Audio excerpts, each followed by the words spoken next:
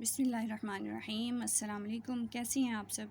آج ہم سبق نمبر 6 پڑھیں گے، جس کا عنوان ہے پہلی فتح۔ یہ سبق مصنف نسیم حجازی کے مشہور ناول محمد بن قاسم سے لیا گیا ہے۔ اس سبق کی صنف ہے تاریخی ناول۔ نسیم حجازی کا اصل نام محمد شریف تھا۔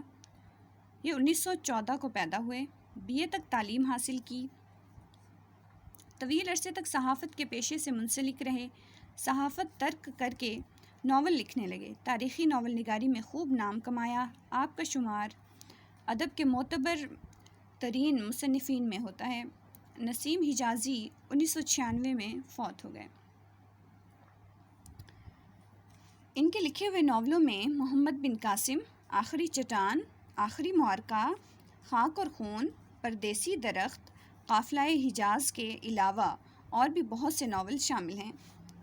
میں آپ کو سبق کے بارے میں مختصر بتاؤں گی۔ آپ نے اس سبق کی تفصیل سے ریڈنگ کرنی ہے، مشکل الفاظ کے معنی یاد کرنے ہیں، تاکہ خلاصہ اور سیاق و سباق لکھنے کے حوالے سے تشریح یاد کرتے ہوئے اور لکھتے ہوئے آپ کو مشکل پیش نہ آئے۔ مصنف کا انداز بیاں بہت اعلیٰ ہے، الفاظ کا چناؤ شاندار ہے۔ بڑی خوبی سے محمد بن قاسم کی دانائی، بہادری اور دور اندیشی کو بیان کیا ہے۔ سبق میں مصنف نے محمد بن قاسم کی بصرہ سے روانگی اور راجہ داہر کے ساتھ مقابلہ کے لیے دیبل یعنی سندھ تک آنے کے حالات و واقعات کو بیان کیا ہے۔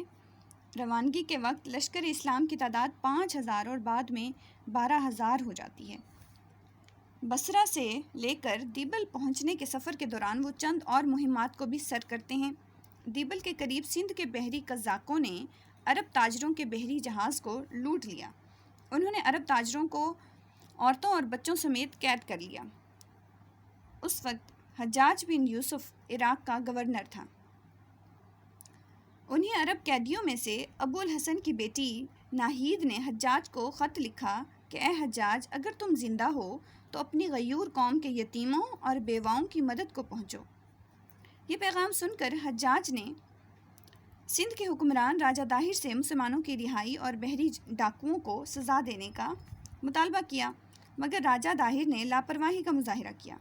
چنانچہ حجاج نے راجہ داہر کی سرکوبی اور مسلمانوں کی رہائی کے لیے اپنے 17 سالہ بھتیجے اور داماد محمد بن قاسم کو سندھ روانہ کیا۔ اب مصنف بیان کرتے ہیں کہ صبح کی نماز کے بعد دمشق کے لوگ بازاروں اور مکانوں کی چھتوں پر کھڑے محمد بن قاسم کی فوج کا جلوس دیکھ رہے تھے۔ دنیا کی تاریخ کا یہ پہلا واقعہ تھا کہ فوج کی قیادت ایک 17 سالہ نوجوان کے سپرد تھی۔ غیور قوم کی ایک بے کس یعنی بے بس بیٹی یعنی ناہید کی فریاد ہر گھر میں پہنچ چکی تھی۔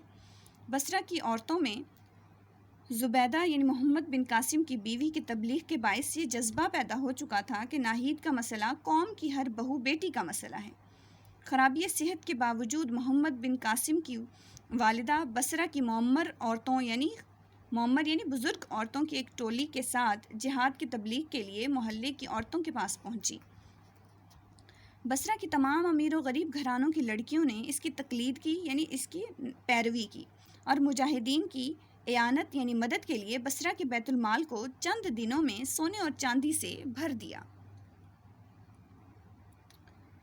محمد بن قاسم شیراز سے ہوتا ہوا مکران پہنچا۔ لسپیلا کے پہاڑی علاقے میں اسے بہت سی مشکلات کا سامنا کرنا پڑا۔ بھیم سنگھ اپنے والد کی مخالفت کے باوجود 20,000 فوج کے ساتھ لسپیلا کے سندھی گورنر کی اعانت یعنی مدد کے لیے پہنچ چکا تھا۔ مسلمانوں کے پہاڑی علاقے میں داخل ہوتے ہی بھیم سنگھ کے سپاہیوں نے اکا دکا حملے شروع کر دیے۔ 30-40 سپاہیوں کا ایک گروہ اچانک اونچے ٹیلے سے ظاہر ہوتا اور تیر برسا کر غائب ہو جاتا۔ محمد بن قاسم نے یہ دیکھ کر فوج کے ہراول دستہ وہ دستہ ہوتا ہے فوج کا وہ گروہ جو کہ حملہ آور ہوتا ہے، ہراول دستے کی تعداد میں اضافہ کر دیا، لیکن حملوں کی تعداد میں اضافہ ہوتا گیا۔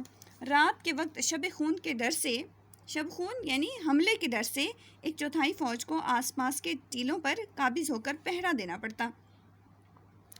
ایک شام محمد بن قاسم کو ایک جاسوس نے اطلاع دی کہ شمال کی طرف 20 کوس کے فاصلے پر 20 کوس یعنی 20 میل کے فاصلے پر ایک مضبوط قلعہ اس لشکر کا مستقر ہے یعنی ٹھکانہ ہے۔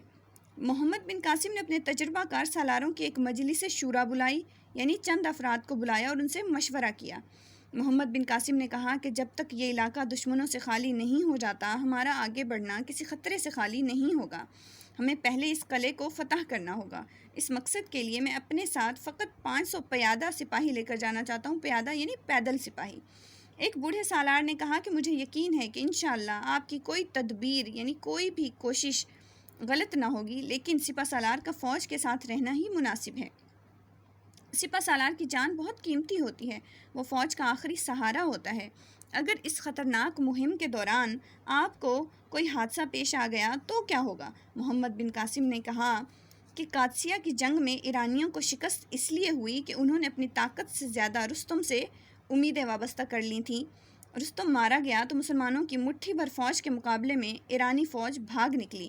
اس کے برعکس سعد بن ابی وقاص گھوڑے پر چڑھنے کے قابل بھی نہ تھے، لیکن مسلمانوں کی خود اعتمادی کا یہ عالم تھا کہ انہیں اپنے سپہ سالار کی غیر موجودگی کا احساس تک نہ ہوا۔ کافر ہمیشہ سپہ سالار یا بادشاہ کے لیے لڑتے ہیں، جبکہ مسلمان صرف خدا کے لیے لڑتے ہیں۔ میرے لیے اس سپہ سالار کی جان کی کوئی قیمت نہیں جو اسے اپنے سپاہیوں کی تلواروں کے پہرے میں چھپا کر رکھتا ہے۔ اس قلعہ کو فتح کرنا چونکہ بہت اہم ہے، اس لیے میں خود وہاں جا رہا ہوں۔ محمد بن قاسم کی بات سن کر زبیر نے ساتھ چلنے کی خواہش کی تو محمد بن قاسم نے کہا کہ ایک قلعہ فتح کرنے کے لیے 2 دماغوں کی ضرورت نہیں۔ میں اپنی جگہ محمد بن ہارون کو مقرر کرتا ہوں اور تم اس کے نائب ہوگے۔ اب آپ نے اس سبق کا خلاصہ MCQs سیاق و سباق کے حوالے سے تشریح یاد کرنی ہے اور ایک مضمون حب وطن یا حب الوطنی کے عنوان سے ایک مضمون بھی یاد کرنا ہے۔ اللہ حافظ۔